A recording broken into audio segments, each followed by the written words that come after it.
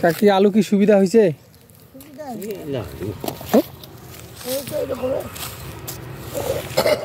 আলু যে মোটা হয় নাই, বড় কই মোটা নাই,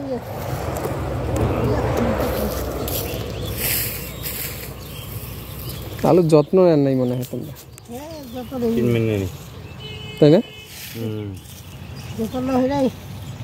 যত্ন নেন কিন্তু তো মোটা হইতো, কই আলু হয়নি ভালো না বললে মোটা হইলে গাছ আগতে পটলুম পাইছে,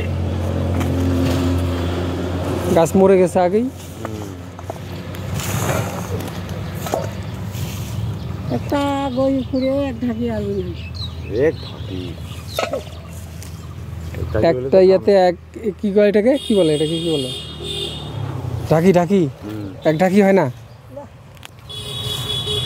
তাহলে আলু তো সুবিধা হয়নি। এমনিতে তো আলুর দাম নাই।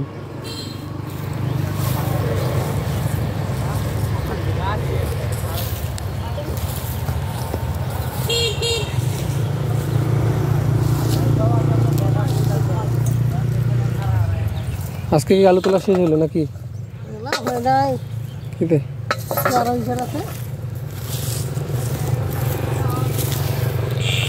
আলু তুলি শেষ করে দিলেন কাকি, তাহলে হবি।